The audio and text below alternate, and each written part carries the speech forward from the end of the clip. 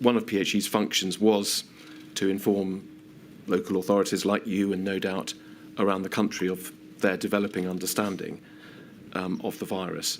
I think what you're saying is that there would have come a time where, judging by the sort of severity of the virus, the concerns about what may happen, you would have expected, in parallel to your exchanges with PHE, to have started being briefed by central government, you say Downing Street, but that, as we'll come to see, didn't happen at that time, or in fact for some time later.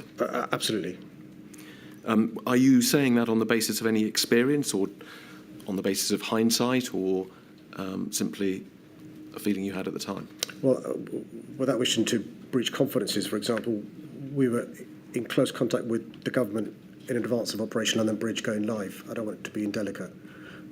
But so there's often conversations with the government about things in advance of them becoming, us having to press go on issues. And so that sort of stuff does happen. It can be offline conversations. It can be direct communications with me and my office. We were chasing the government for information. I've shared correspondence with me writing to the government saying, look, we've heard about this thing happening. What do we do? If I can just ask you to try and slow down a little when you're answering questions. Mr. Khan, were you chasing the government this early, in sort of early February? We'll come to see some of the exchanges a few weeks later, in late February and March. And perhaps you didn't realise how serious the position was becoming at this stage. No, in February, I wasn't chasing the government. I wasn't aware how serious it was. So to the extent you're criticising the government for not contacting you earlier, that's something, an observation you're making, perhaps with hindsight. Would that be fair? The government generally does give us information about a variety of things happening. I'm disappointed the government won't give us information in February about what they knew then. Knowing what you know now? Knowing what we all know now, yeah. Yeah. And of course it depends on what they knew then. Well, what I'd say, my lady, is that we were in contact at this stage in February and March, early March in particular, with other cities around the globe. So we've not got a foreign office in City Hall, but what we were doing is speaking to mayors. So I was speaking to the mayor of Milan. We were speaking to colleagues in Seoul, the mayor of Seoul, and colleagues in China from early March, in advance of any information from the government. Now, my international relations team is, I think, 3 people. I'd have hoped that the Foreign Office was speaking to colleagues in China or South Korea or Italy. We were in late February, early March. Yeah, I think we've moved on to March. I think Mr. O'Connor was at the moment dealing with February. Yes, well, let's move on, Mr. Khan, because the paragraph we were looking at was, I think, located in early February. But let's move forward a few weeks to the period around the end of February and the beginning of March. As you say, there had been a number of COBRA meetings during February to which you hadn't been invited. We come then to Friday the 28th of February, and a request, we know, was made on that day for you to attend a COBRA meeting that was due to take place at the beginning of the next week, on the 2nd of March, the Monday. And we can, for these purposes, just look at an email exchange. This is 118997. And we see here sort of about the lower half of this page, an email being sent from someone in your office whose name has been redacted to, I think it's Claire Brunton, in number 10. It says this: the Mayor's Chief of Staff has asked whether number 10 intend to invite the Mayor to the COBRA meeting regarding coronavirus on Monday, that's the 2nd of March. Given its large number of airports, hospitals and international visitors, London is, of course, potentially one of the most at-risk places. And I'm going to come back to that, but just to finish off with this email, we can see that, in fact, on the same day, on the Friday, later on in the evening, the reply comes back, no, spoken to those leading, the Mayor will not be invited to the COBRA on Monday. But just going back to your email, please, the proposition is London is one of the places most at risk because of its airports, hospitals, international visitors and so on. That, of course, had been true since the beginning of the virus. Did sending this email on this day reflect some sort of developing understanding on your part or not? It's the point I was making to Baroness Hallett. The conversation we were having, but also open source data showed this virus travels. We knew about what's happening in northern Italy.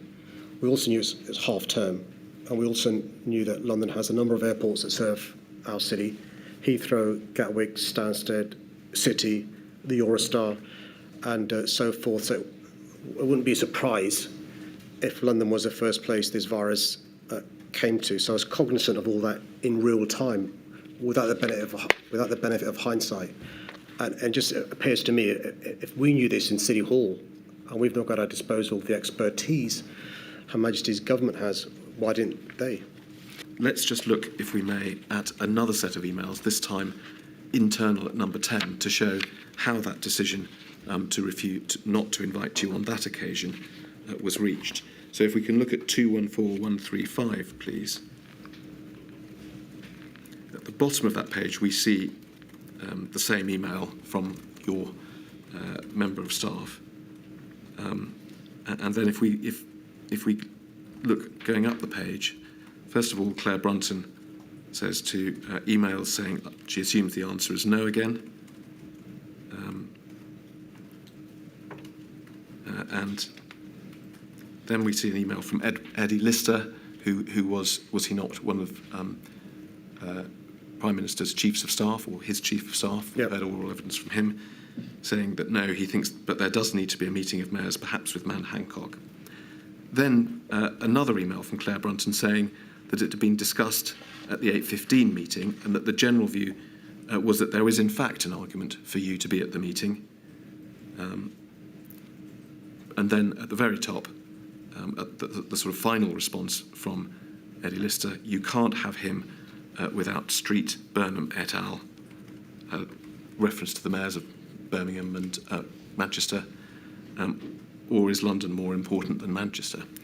And we heard from Lord Lister that reflected his view.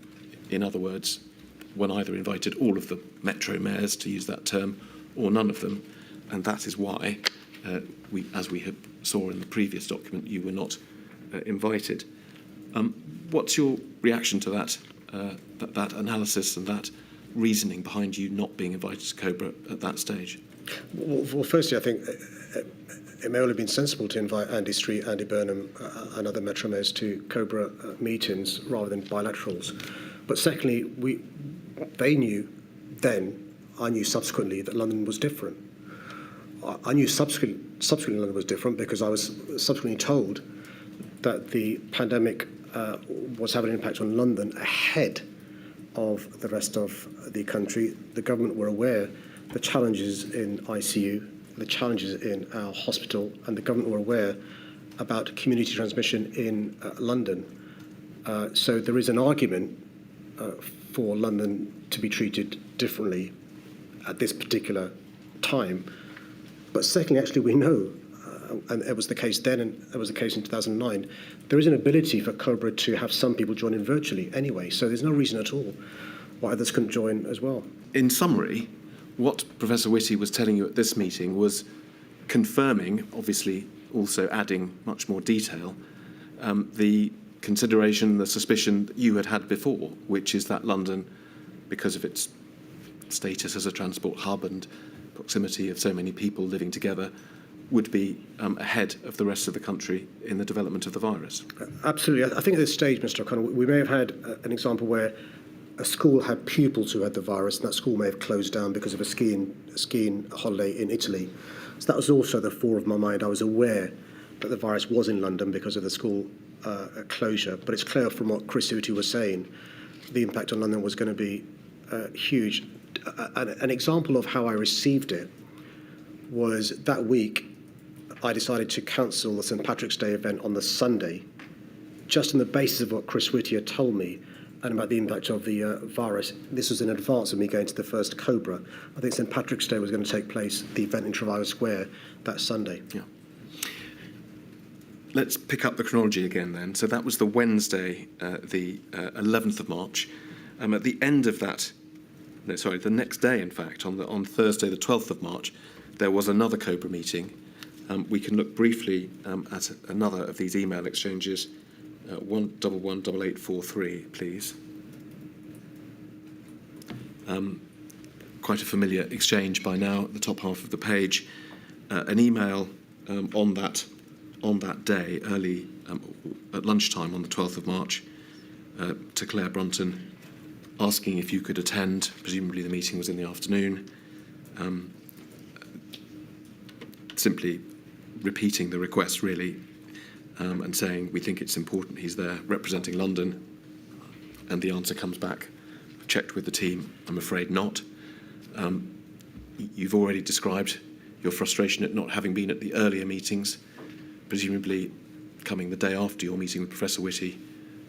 Perhaps you were even more frustrated at that. Well, can I just go back to a point you mentioned about the powers or lack of in relation to NPIs? So the only powers I had was to do things like enhanced cleaning on the underground, which I did that week, cancelling St Patrick's Day on the Sunday. So and that's me not being properly briefed by everybody, but just by the CMO. So yeah, so frustrated is a fair understatement.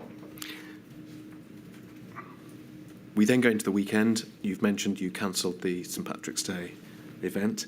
There was yet another COBRA meeting on Monday the 16th. Of course, the inquiry has had a lot of evidence about meetings and so on that took place at Downing Street in the Cabinet Office on the Friday the 13th, and then over that weekend, in fact.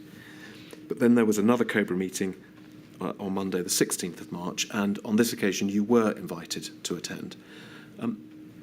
Were you given an explanation at that point as to why you were being invited then but hadn't been invited previously? No. Let's look, if we may, back at your witness statement where you provide an account of that meeting on Monday the 16th. It's paragraphs 82 and 83 on page 19 of your statement. We can see then at paragraph 82, you refer to attending that meeting on the Monday, the 16th. You refer it being stated at the meeting that London was, quote, a few weeks ahead of the rest of the country. And then in the paragraph below, you say that this was a moment you'll never forget. Can you expand on all of that for us, please? I mean, I was told for the first time by the Prime Minister and others how bad things were. I'd been briefed by the CMO the week earlier, but not with the colour that the COBRA meeting presented the challenges in London. We're now told that just the concentrations of the cases in ICUs in London are really serious. The Prime Minister is using words like, this is the biggest challenge we're going to face since the Second World War. Draconian measures are going to be needed. And this is not in any way, sort of delusions of grandeur, but I'd been kept in the dark as the elected Mayor of London. And I felt almost winded in relation to what was happening in London, but also realising there are things we could have done in relation to some of these issues. Some we did, St Patrick's Day, enhanced cleaning on the underground. Others we didn't do. And I was quite clear, not in any way to sound panic-driven, but I was alarmed by what I was being told in relation to where we were and where we may go to. And I will never forget that sort of feeling of lack of power, lack of influence, not knowing what's happening in our city. Now, so can I just ask what you would have done? I mean, you'd been told on the 11th of March by the CMO that there was going to be a global pandemic and it was coming to London and the impact was going to be huge. You said you had limited powers. Had you, supposing that message had come from government as opposed to Chris Whitty, who obviously is a government employee, what would you have done differently in those 5 days? Some of the things that happened subsequently. So it was me that lobbied the Prime Minister to go to lockdown It was me that lobbied the Prime Minister in relation to the inability to keep social distance on public transport, so people shouldn't be using public transport unless they had to. So we're talking about lobbying. We're not talking about specific actions because your powers are limited.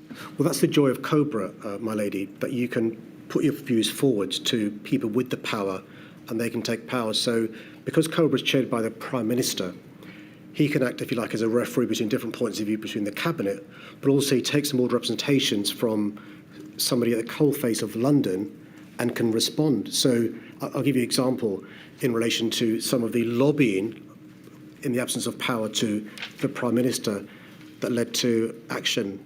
The lockdown was... Well, I think Mr O'Connor's going to come to that. I'm sorry, my question may have preempted. The point I was making, my lady, was had I been at earlier COBRAs, I could have pointed out some of the reasons why community transmission was going to accelerate in London. Because I wasn't present there, those views weren't heard and weren't responded to. Thank you. As Mike says, Mr Khan, let's come then to the next period. We know there was a week, in fact, between that COBRA meeting we were just discussing on Monday the 16th and the following Monday when the national lockdown was announced by the Prime Minister. And you had a number of exchanges with the Prime Minister during that week. And first of all, I want to ask you about a meeting that took place on the Thursday of that week, Thursday the 19th, which you give us some detail about in your witness statement. If we could go on, please, to paragraph 88 of your witness statement. You say here that you requested a meeting with the Prime Minister, and it would appear that request was granted, and it was on that day, the Thursday the 19th, that you and your Chief of Staff, David Bellamy, actually went in person to Downing Street and had a meeting with the Prime Minister. Moving on in your statement to paragraph 89, please. You describe, if we can go to the rest of the paragraph, please, over the page, drawing on your knowledge of what was happening in other countries. You say many other countries had introduced some form of lockdown by this point. You felt strongly that, in summary, hospitality venues should be closed, and this is something that you said to the Prime Minister at that point. Is that right? It is, but can I explain? We had a massive advantage as a country, which is that the pandemic was happening elsewhere weeks in advance of us. So we could see what was working elsewhere and see what wasn't working. And it seemed to me that advantage wasn't being used. And so we knew from the proactive work we'd done from City Hall what was happening elsewhere. I'd spoken to the leaders of other cities around the world to see what actions they had taken, and we were an outlier. The inquiry has heard that the sort of number 10 machine, if you like, politicians, civil servants, scientists, had spent much of the weekend before this Thursday locked in meetings, trying to understand the data, discussing which NPIs should be imposed. A series of NPIs had been imposed, had they not, a day or two before this Thursday.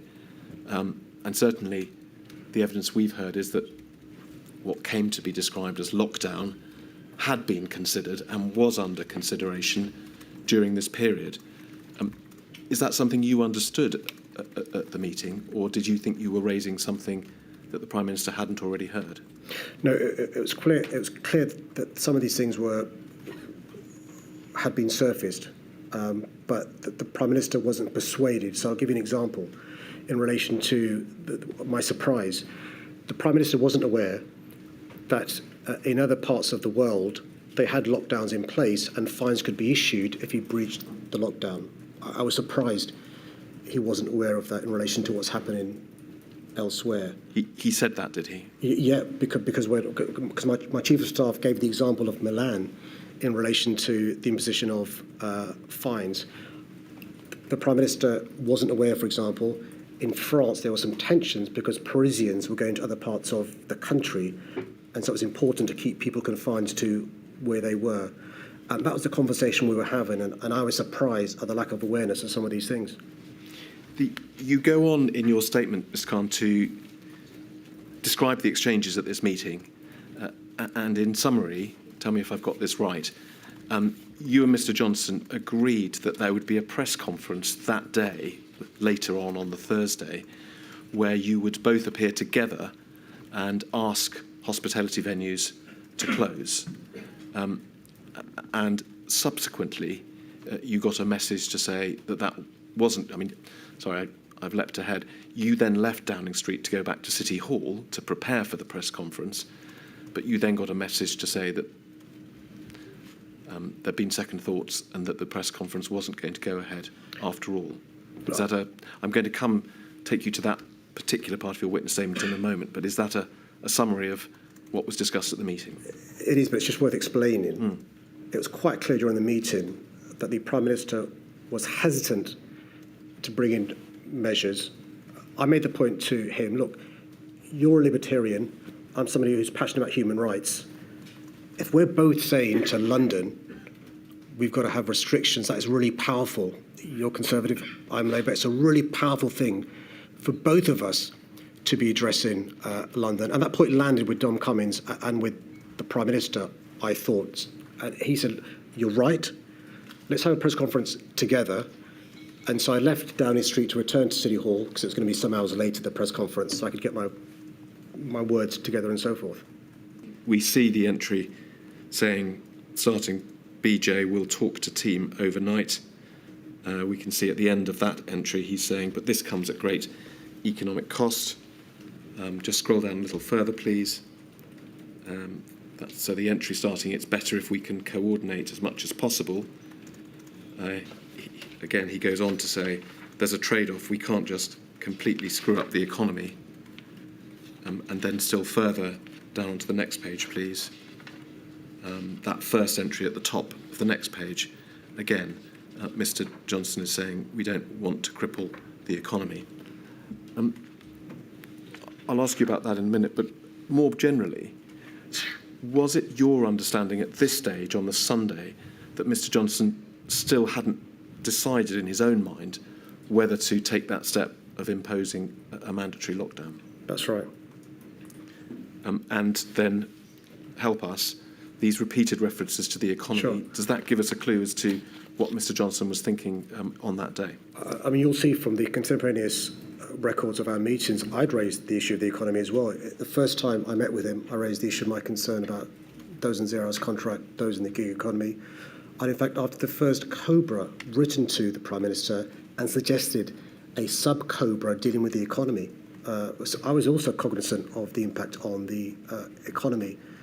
I was also aware by this stage a lot of Londoners had already lost their lives. I think 148 Londoners had lost their lives by this Sunday. And the point I was trying to get across to the Prime Minister was the link, as I said, between lives and livelihoods. And actually, had we got a grip of the virus earlier and had an earlier lockdown, in my view, it had been shorter and had less of an impact on the economy. Perhaps we can look at a little bit more closely at one example of something that you learned from a newspaper report, and it's in the summer of 2020 when you learned of a government exercise to deal with what may be a major resurgence in cases within London, and the suggestion that the M25 would be used as a quarantine ring. There we are, thank you. The date of this letter is the 3rd of August 2020, which, as it happens, is a Monday. And you say, "Dear Prime Minister, it is with great surprise that we read in the Sunday papers that the government held a critical exercise last week in which a major resurgence in COVID-19 infections in London was a central scenario. According to media reports, the plans included using the M25 as a quarantine ring." You go on that your surprise is that such far-reaching contingency plans have been discussed and tested without the involvement or awareness of London's government, and this is clearly totally unacceptable and an affront to London and Londoners. Can we scroll down the page, please? You observe just in the second paragraph from the bottom of the screen, it is 12 weeks since you as Mayor were last invited to COBRA on behalf of London and its 9 million citizens, and the decisions continue to be taken without consultation with those who run and understand the country's biggest city. And can we go, please, to the next page to see, I hope, that this is a letter that is co-signed by you, if we can just scroll down, but also by Councillor Peter John, OBE, who is the chair of London Councils, of which you've told us there were 32, or there are 32, is that right? Now, you learned about this in a newspaper on presumably Sunday the 12th, or the 2nd of August 2020, is that right? That's right. Can I just explain? It goes back to your previous question about being the voice of London, which is these are 32 boroughs of 3 different political parties, plus the City of London Corporation, which is apolitical. One of my jobs is to hold us all together. Some are outer London, some are inner London, some are central London. And you do that by engendering confidence because we're a trusted ally of the government. And it makes working relationships really difficult when we're discovering stuff as trusted allies in newspapers. Well, this was a little bit more than even just stuff. This was a plan to deal with the major resurgence in London without incorporating your view, or indeed those of the 32 London councils. In practical terms, what was the impact of your exclusion from contingency planning such as this? Well, in my view, us not being trusted meant that we couldn't give the advice from the coalface that may have made a difference. We now know that the entire country went into lockdown in November. I think that could have been averted had we been involved earlier. But more important than that, I think lives may not have been lost. It upsets me when I think that more than 20,000 Londoners lost their lives because of this pandemic. It breaks my heart 105 transport workers lost their lives because of this pandemic. I genuinely think fewer lives may have been lost had there been a more collegiate response from the government. Poor process, poor judgment, poor decision making.